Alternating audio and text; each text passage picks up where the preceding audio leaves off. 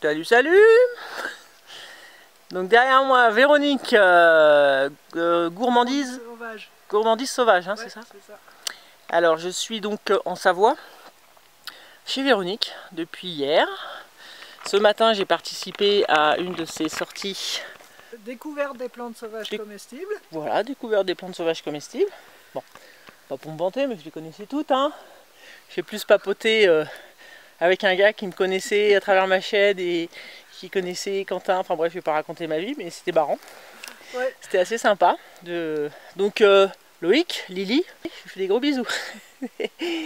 Donc là on est posé, à savoir que Véronique n'a jamais fait de bivouac à l'extérieur comme ça avec l'étoile. Et donc là c'était l'occasion de passer un moment ensemble et donc de se poser donc, dans sa région. Voilà, alors c'est un endroit simple, on n'a pas eu beaucoup de marches. Et on va se poser, donc je vais poser les hamacs ici. On va aller récolter quelques petites plantes sauvages justement très simples pour les lier un petit peu à la bouffe qu'on a pris. Et voilà, je vais faire peut-être quelques explications nœuds ou choses comme ça. Bon, comme d'hab, je ne sais pas ce que je vais faire à l'avance. On verra bien. Allez, salut. Donc là, on est en train de récolter avec Véronique différents éléments de plantes sauvages donc on voit sur le champ. Alors, on a de la pimprenelle, de l'achillée millefeuille en dessous, le plantain et j'ai pris de la sauge, des prés, juste des feuilles. Je vais essayer de voir en la cuisant ce que ça donne.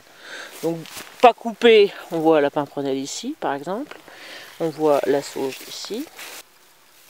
C'est quoi ça? C'est l'achillée des montagnes. Alchémile. Ouais, des montagnes. Qui est plutôt médicinale celle-là. Ouais. Donc le plantain, là on prend du lancéolé. Il y en a plein là. On va prendre des petites berces là et il y en a des grandes un peu plus loin. Voilà. Le pissenlit, il est toujours très très fin au niveau de la feuille. D'accord. Et il peut y avoir là la forme là sur le bord, ça peut être très différent, c'est pas le problème. Ouais. Mais donc la nervure large, ouais. Légèrement bombée et proéminente derrière, mais surtout la finesse de la feuille est un peu caoutchouteuse, c'est-à-dire que ça retient un peu le doigt quand on la touche. Ah ouais, c'est intéressant. C'est pissenlit. D'accord. L'autre tu peux toucher maintenant, tu verras que t'as pas ça. Ah ouais, elle est un peu plus poilue. Exactement. Ouais. Bon, on sait pas, c'est une cousine. Je pense que la fleur aurait pu nous répondre. Et encore, bah c'est super compliqué des fois cette famille. Hein. Putain, c'est la folie. Pissenlit là. Quand t'as le toucher fin, enfin bon, après ça ressemble à un pissenlit, et t'as le toucher fin, c'est le pissenlit. Voilà, allez, plantain, et puis l'achillée millefeuille, on l'avait pris par là-bas, mais voilà. Donc berce, hein, on en était à la berce. Alors je vais profiter que Véronique me filme, super lunette, pour vous montrer en fait tout bêtement comment je mets ma fêtière. Donc toujours une ganse ici, alors peu importe le nœud, hein, vous faites. Moi il est là en permanence, je l'enlève jamais, je ne sais pas pourquoi je l'enlèverai, il est là. Donc une ganse solide, une boucle, vous mettez le bâton dans la boucle et vous tirez. Voilà. Donc en fait, c'est terminé. Il n'y a pas eu besoin de tirer toute la totalité de la corde. Ah ouais, t'as du mal? J'ai les bras qui... Je tire.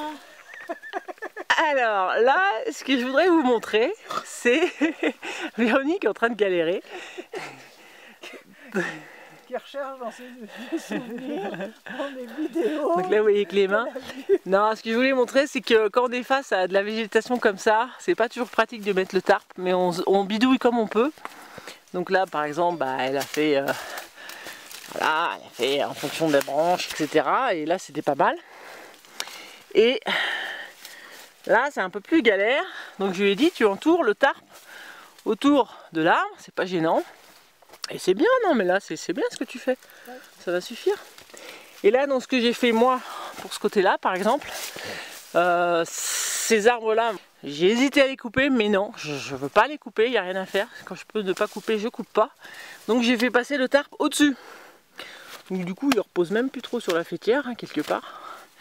elles servent plus trop à grand chose, à part si quand même tendre au niveau du poustique. Et puis bah, j'ai attaché à l'arbre là-bas et ça le fait. Du moment que ça nous fait un petit toit, que si jamais il pleut, voilà, ça fait pas trop de gouttière, bah, ça le fait. Alors petite parenthèse plante qui me semble assez importante, on vient de le voir avec Véronique. Donc moi j'ai déjà croisé cette plante que j'avais identifiée chez moi. Et attention, danger. Je vais zoomer vers ce fruit là. Voilà. Comme ça, à vue de nez, on dirait oh c'est type cerise ça. Et encore celui-là il est plus facile. Tout à l'heure c'était pas aussi net que ça. En plus les feuilles, franchement, pourraient ressembler aux feuilles du cerisier. J'en montre d'autres pas mûres. Voilà, ici. Voilà. On se dit ouais cerise, sauf que regardez, il y a deux yeux qui vous regardent. Et deux yeux là qui vous regardent. Bah ça, vous pouvez pas vous tromper. Quand c'est comme ça, c'est du chèvrefeuille. Et ça c'est toxique, c'est le camérisier des Alpes ou chèvrefeuille des Alpes. Donc gaffe, ne mangez pas ça, c'est toxique. Ça peut faire penser à des cerises et ça n'en est pas. Voilà, celui-là il est flagrant aussi. Avec ses deux yeux. Mais on a eu un moment d'hésitation.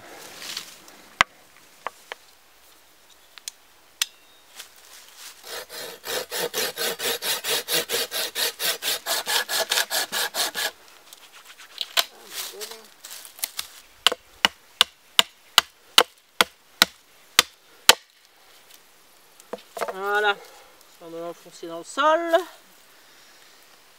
Tac.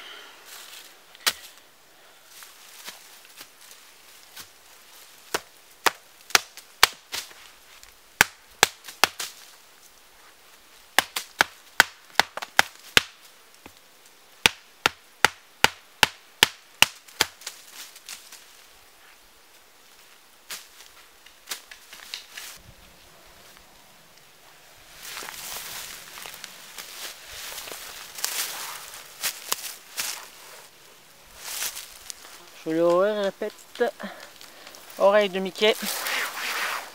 Oh, j'arrive plus à me rappeler. Oh, je sais plus. Bon, je sais plus. Hop. Tac. Bon, une sardine que je ferai mieux après. Mais là, il y a ça là qui va bloquer. Et là, je tire. Et j'enfonce.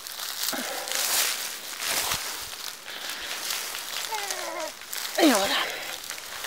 Oh, ça bougera plus. Là, je peux te dire que c'est tendu. C'est nickel. Et voilà. Donc, système en diamant. Le bâton, histoire d'avoir moins de cordes à tirer. Et après, on peut descendre plus droit. D'accord. Ça le garde haut ici à droite. Et ensuite, pouf, on peut descendre. Pas de souci. Donc, oreille de Mickey et puis sardine à l'arrache. Voilà. Ici, comme d'hab, je passe juste la boucle, je mets un bâton. Demain, je desserre, j'enlève le bâton, ça s'enlève tout seul.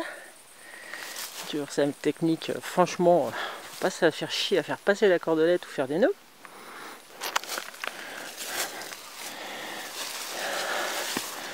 Voilà, et ici, bah, sur un arbre, vraiment tout con. Voilà, c'est monté. Un pseudo coucher de soleil, mais pas encore coucher de soleil, mais il est en face. Je vais me mettre sûrement comme ça pour avoir une petite vue sur le bois demain matin. Toujours très très ouvert, comme j'aime le faire maintenant. Et encore là, c'est pas assez ouvert. Mais bon, ça sera suffisant. Allez, les coucous sont montés, il est 20h45 et là, il y a une lumière qui vient de s'installer, mais qui est super jolie. Donc je voulais vous montrer ça, déjà. Vraiment chouette. Donc là, on a un grand champ. Alors, on s'est pas mis dans le champ parce qu'on voulait mettre donc les hamacs. Donc, celui que j'ai mis donc à Véronique qui est là. Après, on a un cercle de feu qui était déjà installé ici. Donc évidemment on s'est pas privé. Donc là on se prend un petit apéro saucisson. Du bon saucisson d'ici d'ailleurs. On a commencé à préparer. Voilà, c'est surtout Véronique qui a bossé. Donc je lui ai donné des écorces très fibreuses. Et donc on a gardé les écorces et elle a commencé à faire des petits trucs là qui vont très bien brûler au départ. Plus, je lui ai dit de casser les fibres et de faire des petits allumes-feu qui vont être très très bien pour le départ aussi. Et derrière nous, là où le soleil se couche, superbe lumière. Le soleil est là-bas et on voit mon coucouche qui est juste là.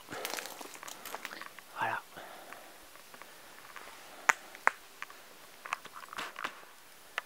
À travers les arbres, c'est super.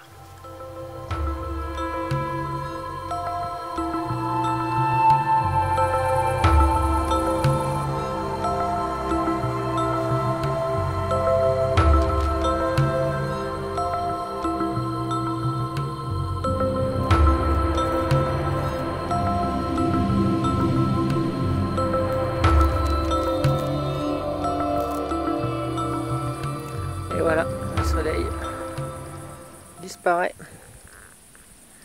tout doucement. Ah, c'est beaucoup plus orange que ça, mais c'est pas grave. Voilà, il a disparu. Allez, on est parti. Bon, rien d'original, bois gras.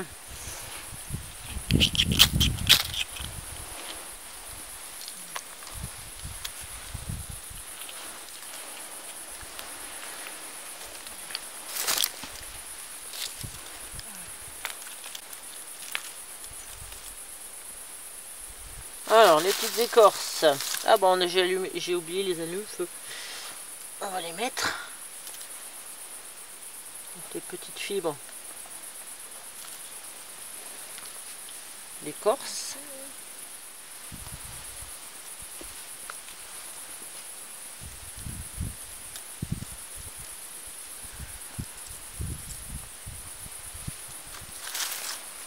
Ça sent bon.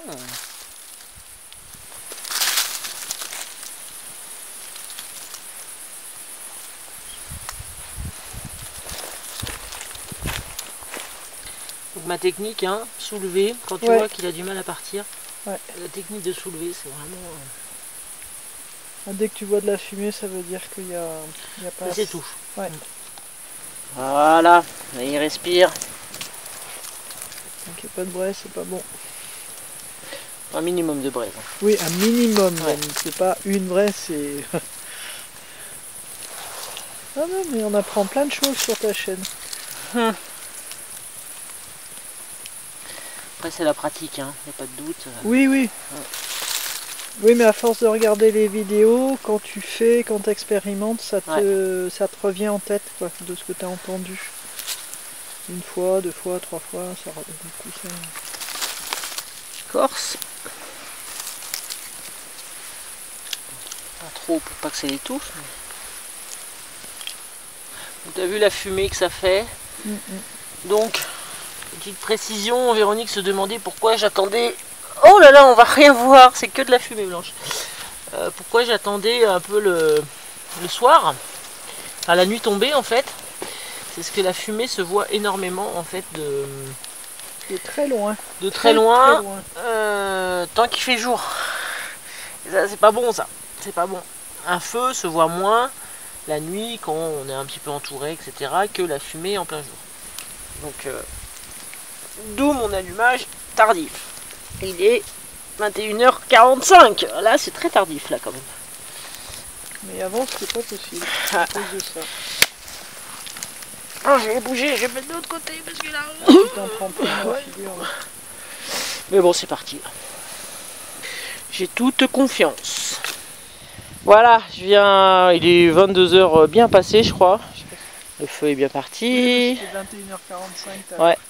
Et donc j'ai réussi là à faire une chaise hamac. Alors avec ce que j'avais trouvé. Sauf que là, il faut que je vous parle de quelque chose de nouveau. Pour que ça soit plus confort, que la barre soit plus haute. Et bien, adapté voilà, adapté à la taille. Bon, même si la chaise est très petite, on voit par rapport à la taille de Véronique. Je mets donc des prussiques. Et oui, tout bêtement, des nœuds prussiques pour faire tenir la barre. 23h10. Donc j'ai mis les patates, je sais pas, il y a un quart d'heure, hein, un truc comme ça. On a donc poussé la braise, histoire de mettre que sur la braise. N'oubliez pas, les patates, ça se met pas dans le feu. Derrière le feu pour entretenir. Et puis dès que je sens que ça va commencer à cuire, on va passer à la suite. Allez, les patates sont cuites. Pour là, je les ai mis dans mon assiette au chaud. Bien molle. Là, je viens de lancer du lard avec 2 rails pour maintenir en hauteur. Et bah vous verrez la suite après. Je vais retourner ça pour que je m'en occupe. Allez, je fais vite une séquence. Donc le lard c'est bon, les patates c'est bon. On vient de mettre tous les légumes sauvages avec du jambon braisé. On fait juste revenir. Je remue un peu et ça sera prêt. Bah voilà, j'ai laissé quoi, allez, 1 minute et demie, hein, les légumes. Ça sent le, je pense, alors soit l'origan, soit le serpolet, parce que là en fait c'est un mix de plein de plantes sauvages. Berce, plantain, ail et millefeuille, pimprenelle, enfin, il y en a au moins 5. Et voilà, c'est cuit et on va se servir les assiettes et ce sera nickel. Allez, et voilà, c'est à peu près, je sais pas, le 3e, 4e, 5e, je sais pas, bivouac, où je mélange des plantes sauvages. Voilà le résultat, avec des choses simples, et on agrémente. C'est nickel, et je pense que ça va être très très bon. Et on a relancé le feu un petit peu sur le bout là-bas. C'est super. Et il est 23h45. Waouh, on mange à la fifi.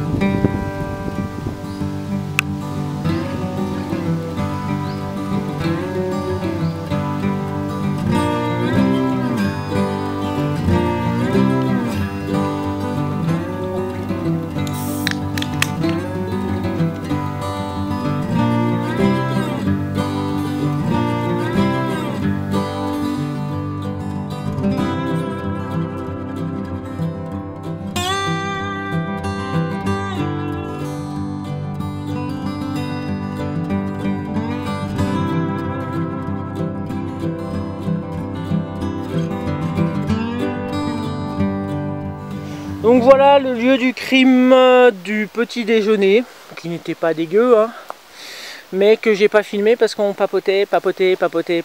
Donc j'ai mis le petit réchaud qu'on voit là, qu'on a vu sur ma dernière vidéo. Je vous invite à aller voir, j'explique un petit peu, j'en parle un peu. Et puis ouais, j'ai fait le banc, enfin le banc, c'est un grand mot, hein, mais moi j'étais là, j'ai laissé généreusement la chaise à Véronique. Et là, ça y est, on commence à ranger. On profite du soleil. Et on va repartir. Voilà. Donc vraiment pas grand chose, mais bon, ça change, hein. J'ai des matins où je blablate tout le temps et je monte plein de conneries. Et je pense que là, ça sera pas le cas. Cool, ça va raccourcir la vidéo, dis donc. Ça, c'est sympa. Bon, je vous montre quand même mon coucouche. Nuit bonne, comme d'hab. Ma petite bâche en dessous pour mettre les chaussures, les pieds. J'ai continué mon duvet un peu tout pourri là. C'est suffisant. Et puis, comme d'hab, mon duvet réchauffant. Ok, température. Hein, et oui, vous croyez que j'allais oublier? Oui, moi aussi, je croyais que j'allais oublier. Bon, là, il me dit 14,8 comme d'habitude. Et alors que lui, il me dit 13. D'accord?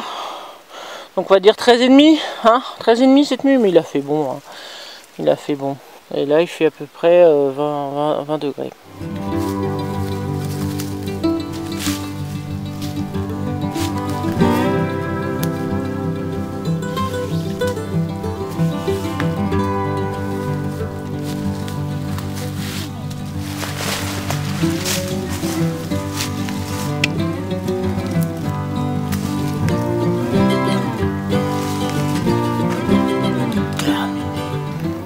L'origan donc qu'on a utilisé hier pour la boubouffe, qui est rempli de papillons là, comme on peut le voir. C'est super joli. Donc moi je vais en récolter un petit peu pour chez moi parce que c'était vraiment trop bon. Origan sauvage évidemment. Voilà, et on va là, le temps qu'on remonte, et je vais vous représenter 2-3 plantes comme ça, par-ci par-là, sur le chemin. Et ça sera fini. Bon, voilà, en fait, il y a donc de l'origan, il y a du millepertuis. Donc là, perforé, on le connaît pour ses propriétés, coup de soleil, etc., antidépresseur, etc. Bon, je n'ai pas fait de récolte cette année, c'est pas grave. Là, clinopode, hein, c'est ça. En dessous. Et la rose là? Non, oui. Je me sens que c'est le clinopode. Bon, bref. Et puis, il y a de la gentiane jaune. À gogo là-bas aussi. Voilà, bah c'est à peu près tout. Enfin, il y en a plein d'autres, mais bon, je vais pas faire le détail. Ah, je pouvais pas ne pas finir par cette plante qui est une plante comestible que on connaît rarement. Alors, en plus, il y a une petite mouche abeille. C'est la prénante pourpre, avec des très jolies fleurs. Peut-être que j'essaierai de vous mettre des photos qui sont plus parlantes. Et des feuilles, voilà, comme ça, plates, c'est comestible. Là, elle est très grande, mais les plus petites sont très visibles au printemps. Et c'est pas mauvais du tout. Voilà. Et puis là, putain, on aurait eu cette berce là hier. Qu'est-ce que t'en penses, Véronique? Bon, elle aurait peut-être été un petit peu trop dure. Elles sont un peu grandes là, les feuilles. Hein. Puis, ouais. Là, elle a des feuilles qui me... Voilà, c'est un peu différent d'habitude et j'aime bien être sûr de moi. D'accord, donc quand tu préfères les petits modèles. C'est vrai, mais bon, ça ressemble quand même bien à de la berce. Hein. Ouais, mais il y a la berce du Caucase. Ouais. Ça semble pas être la berce du Caucase. Ouais. Toujours se méfier, ouais, par rapport à la berce du Caucase. Allez, on finit par une petite campanule et ça sera bon. Bon, oui, elle a réussi. Elle a soulevé 2 kilos. Bon, Véronique nous a fait un exploit. Allez, il y avait 500 mètres. Non, mais c'est bien. Voilà. Mais je suis très contente. Ouais. Parce que je peux ne pas marcher 100 mètres. Donc là, 500 mètres chargés. Je me suis régalée voilà, avec. En plus. Ouais, chargé. Je me suis régalée, franchement. Bon. Aller faire des bivouacs avec elle, c'est trop bien. Des bivouacs, des sorties à la journée, tout ça. Des sculptures, ce que vous voulez, elle vous prend en charge, c'est génial. Voilà. Sur les mini-aventures. Hein, Oui. Ouais. Bon, bah écoutez, j'espère que ça vous a plu. Et puis on se revoit très vite. Mais je sais pas quand encore. Voilà. Merci Véronique, c'était très bien. On a bien mangé, Agnès. Les plantes et tout, bel échange, etc. Parce que c'était aussi le but. Et puis bah je vous dis à plus tard. Ciao. Ciao.